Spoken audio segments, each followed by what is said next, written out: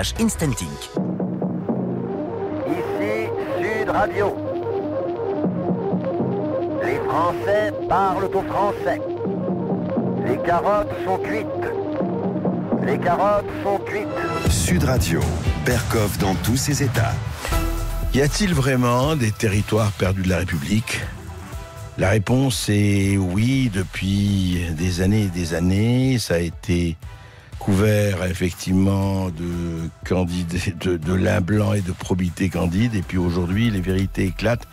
Et les vérités éclatent aussi dans un livre tout à fait passionnant, 40 ans dans les cités. On va en parler. Et on retrouve votre invité André Berkoff, Michel Audouin, ancien préfet. Il publie ce livre 40 ans dans les cités aux éditions Presse de la Cité. Michel Audouin, bonjour. Bonjour. Écoutez, j'ai lu votre livre avec vraiment non seulement intérêt, mais ce qui est vraiment passionnant dans ce livre, c'est que c'est rare, et je ne sais pas si c'est la première fois, en tout cas pour moi c'est la première fois, qu'un homme de terrain au sens intéressant, c'est-à-dire du terme, parce que vous avez été, vous le dites vous-même, c'est votre avant-propos, après 30 années passées au sein du ministère de l'Intérieur, comme préfet, comme directeur d'administration centrale et aujourd'hui comme inspecteur général, le temps est sans doute venu d'en parler, et vous êtes aussi un fils des cités, puisque vous êtes né à Dreux, je crois. C'est ça. Et donc, moi ce que j'aimerais, alors 40 ans dans les cités, c'est vrai, on se dit 40 ans, et en fait... si on avait non pas à résumer votre livre, que je conseille vraiment de lire parce que il dit vraiment les choses de l'intérieur et vous avez pu voir ça à la fois vous comme adolescent et enfant et vous comme administrateur et comme responsable effectivement. 40 ans et aujourd'hui, le tableau est extrêmement différent, mais qu'est-ce qui caractérise le plus, je dirais, aujourd'hui par rapport à il y a 40 ans ? Ce qui est le plus évident quand on essaie d'écrire cette histoire de 40 ans, c'est que, certes, il y a 40 ans, les grandes décisions qui allaient conduire à cette dérive des quartiers, elles étaient déjà prises. Mais on était tout au début du processus et beaucoup ne se sont pas du tout aperçus des conséquences qui allaient en découler.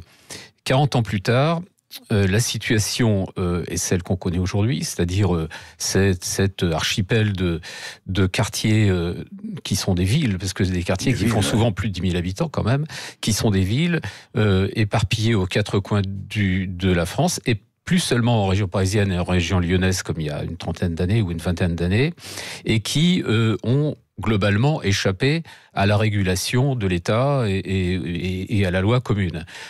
Michel Audouin, est-ce qu'on peut dire qu'au préfet que vous êtes, est-ce qu'on peut parler vraiment de zone de non-droit ? On ne peut plus vraiment exercer le droit. Alors, on ne peut pas le dire tout à fait comme ça, parce que c'est un abus de langage. Il existe toujours des droits. Oui. Le code de la route s'applique. Par exemple, l'école est encore présente. C'est d'ailleurs la dernière institution de la République qui est encore présente dans les quartiers. Le droit s'applique, et même la police judiciaire peut encore s'exercer avec beaucoup de précautions, etc. Pourquoi je vous pose la question ? Parce qu'on dit qu'il y a des endroits où la police ne peut plus rentrer. Mais c'est pour ça que je parle de la police judiciaire, parce que la police du quotidien, elle n'entre plus dans un certain nombre de ces quartiers depuis 2005. Sans doute pour éviter, même si ces consignes n'ont jamais été données par écrit, mais sans doute pour éviter les émeutes de 2005. Et c'est ce qui explique d'ailleurs aujourd'hui la rupture entre ces quartiers, ces territoires, et puis le reste de la nation. Le fait que l'ordre ne s'y établit plus, c'est clair. Oui, pas d'autorité, etc. Alors justement, vous avez été à l'administration, vous avez été préfet, etc. Qu'est-ce qui s'est passé ? Est-ce que c'est, on va pas généraliser, mais quand même, est-ce qu'il y a eu fuite de responsabilité, manque de courage, manque de lucidité, électoralisme, ou tout ça à la fois ?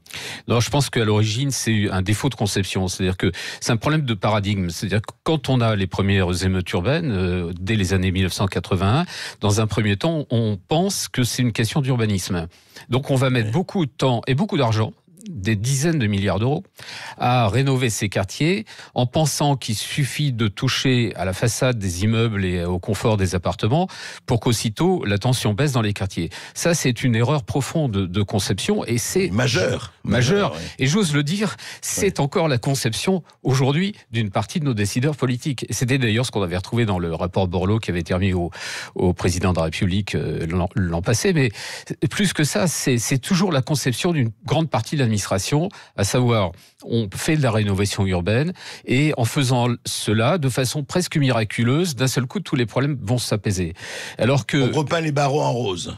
Exactement. Alors qu'en fait, les problèmes sont peut-être liés en partie à l'urbanisme, mais ils sont liés aussi aux populations qui sont là, ils sont liés aux situations d'emploi, ils sont liés aux problèmes de l'éducation, etc. Et c'est l'ensemble du système qu'il faut traiter, investiguer, à partir duquel il faut construire une nouvelle politique. Mais ça, pour l'instant, les institutions publiques sont absolument impuissantes à le faire, en particulier parce qu'on n'arrive pas à penser ce domaine complexe de façon complexe. Mais attendez, Michel Audoin, je pense que vous n'êtes pas le seul à avoir vécu dans les cités, ou en tout cas dans les banlieues. Je veux dire, ma question est celle-ci. 40 ans après, vous dites que ça continue, et je suis d'accord avec vous, mais qu'est-ce que c'est que cette tétanie? C'est de l'autisme, c'est de l'aveuglement, volontaire ou pas? Je repose ma question, est-ce que ça manque de courage? Est-ce que c'est l'électoralisme en disant, est-ce que c'est, vous savez, il y a eu, vous dites, des milliards dans la politique de la ville, est-ce qu'on laisse, vous savez, à un moment donné, c'était les grands frères, on laissait faire les grands frères, pas de vague, l'ordre devait régner, non pas à Varsovie, dans tel ou tel quartier, parce qu'on comprend pas, attendez, on est là, on sait ce qui se passe, et on ne fait rien. Les voyous, si je peux utiliser cette expression, des quartiers, ceux qui tiennent en main la vie criminelle des quartiers, ceux qui vendent de la drogue, ceux qui participent au trafic, etc. Ces gens-là ont une stratégie assez claire qui est d'éviter que la police et les institutions en général d'ailleurs entrent dans leur quartier. Et comment ils ont gagné la bataille? Par la violence. Ils ont gardé la bataille en créant dans ces quartiers du désordre. Et depuis, les institutions ont reculé, puisque en fait, les institutions, pour éviter ce désordre, et on l'a vu récemment, le dernier épisode, c'est sans doute l'affaire de Grenoble, là, où deux jeunes voleurs de scooters roulant sans casque et dégradant des voitures dans le centre-ville, et qui ne sont pas poursuivis par la police qui a pour consigne de ne pas poursuivre les scooters pour éviter des accidents, rencontrent par hasard une voiture de police et ont un accident mortel. Quelle est la réaction des institutions publiques? C'est la compassion du maire à l'égard de la famille, voilà. Et pourtant, tout ça a donné lieu. Vu une marche, enfin, de solidarité avec les délinquants. Enfin, exactement. Et ça, c'est vraiment un problème de conception. Et globalement, c'est quand même partagé par toute une partie. Je n'ose pas dire de la classe politique, mais c'est quand même assez vrai. Mais pardon, monsieur, vous dites conception. Est-ce que c'est pas plutôt une absence de courage, franchement? Non, je veux dire, disons-le. Non, parce que comment conception, on est d'accord, et vous avez dit, il y a eu des milliards dépensés, je ne sais pas, 50 milliards, je ne sais pas combien de milliards d'euros, vous l'avez dit vous-même. Les associations, par exemple, qu'est-ce que font les associations? Dans ce domaine, on disait oui, on va déléguer aux associations, solidarité, parce qu'on a cru que le problème était que économique. C'est ça, à votre avis? Oui, on a cru que le problème était d'abord économique, sans comprendre, et je vais vous donner un exemple, sans comprendre que l'économie en soi traite pas l'ensemble du sujet. Quand j'ai eu la chance pendant un an de travailler sur la commune de Grigny, dans l'Essonne. C'est la première fois que le gouvernement, c'était le gouvernement de Manuel Valls, commandait une étude globale sur 2 quartiers parmi les plus criminogènes de France. Cette étude m'a permis, puisque j'avais autour de moi une équipe assez large d'inspecteurs généraux de toutes les disciplines, m'a permis de croiser à la fois les données de sécurité, les données d'éducation, d'emploi, etc. C'est la première fois qu'on faisait les choses ainsi, et c'est donc une méthode qui permet... C'est la première fois. C'est la première fois parce que jusqu'à là, par exemple, on ne mêle jamais les questions liées aux populations, donc aux origines, aux cultures d'origine, etc., aux questions de sécurité et aux questions d'urbanisme, de logement. Donc jamais on ne fait là, il y a une approche globale. Là, il y avait une approche globale. Et donc, dans les nombreuses conclusions de ce rapport, il en est une qui est assez étonnante et en même temps qui se comprend facilement sur la commune de Grigny, où l'État fait d'énormes efforts, et la commune aussi d'ailleurs, d'énormes efforts pour implanter des entreprises. Au moment où on est passé, on avait 300 emplois non pourvus, des emplois non qualifiés. Hein. On avait exactement dans la même cité, à 2 pas, 300 jeunes sans emploi. Et il était impossible de faire coïncider les 300 jeunes sans emploi avec les 300 emplois non qualifiés de l'autre. Et pourquoi ?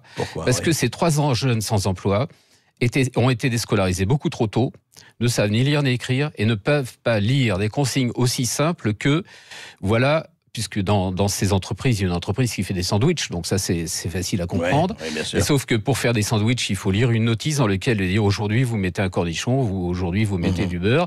Et ça, ils ne savaient pas lire. Rien. Voilà. Beaucoup ne savent pas lire parce qu'ils ont été déscolarisés à partir de la 5e. Et qui sont rentrés tout de suite dans la délinquance. En fait, ils sont rentrés tout de suite dans la vente de cam. Dans l'économie parallèle, la drogue et compagnie. Voilà.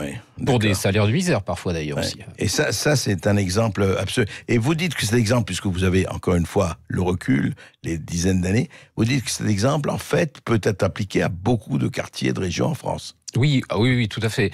Bon, évidemment, on a les cas les plus ultimes. La Viry-Châtillon. Oui, c'est ça. Les Tarterets. Je suis allé sur les plateaux de Creil l'autre jour. J'ai vu la même situation. Donc, on a la même situation ailleurs. Les autres quartiers ne sont pas dans cet état d'urgence absolu. Mais ils s'y acheminent petit à petit. Ils s'acheminent aussi parce que il faut bien comprendre que les flux d'immigration vers la France se concentrent majoritairement dans ces quartiers, que ces flux se diversifient.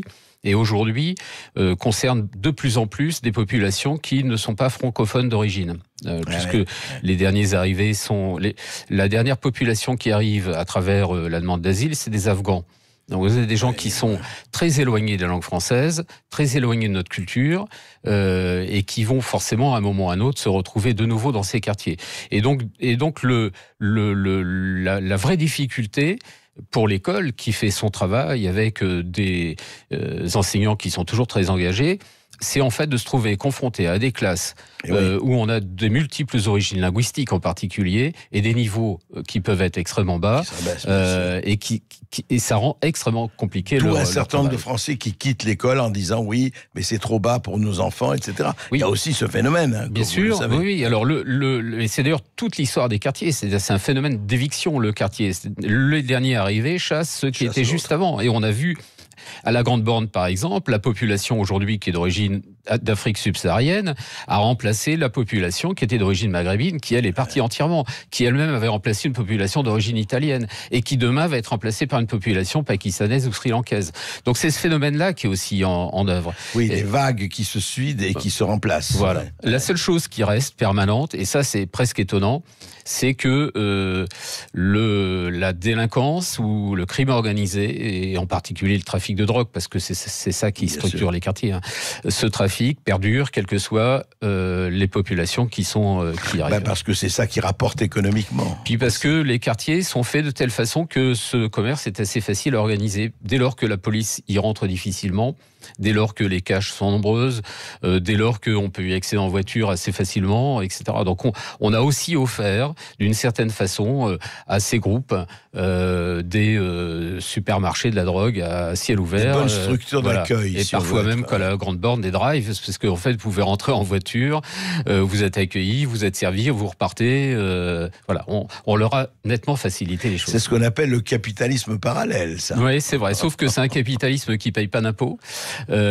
Qui rapporte autant d'argent qu'un grand groupe de vente de matériel de sport français, sans impôts, sans impôts et sans charge. Et ben voilà, c'est la main invisible d'Adam Smith, le capitalisme libéral.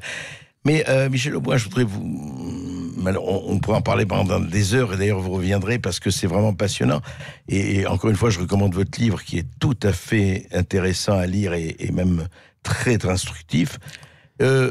En fait, est-ce que, à votre avis, vous savez, François Hollande avait parlé dans son livre, un président ne peut pas dire ça, de partition. Est-ce qu'on va, à votre avis, au lieu de poser des questions optimistes ou pessimistes, est-ce qu'on va véritablement une espèce de coexistence plus ou moins inerte et plus ou moins violente des quartiers organisés comme ça un peu dans toute la France et puis d'une autre société qui vit sa vie, ou vous pensez qu'un jour, on pourra peut-être pas tout résoudre, mais au moins changer un peu ce mode de fonctionnement ?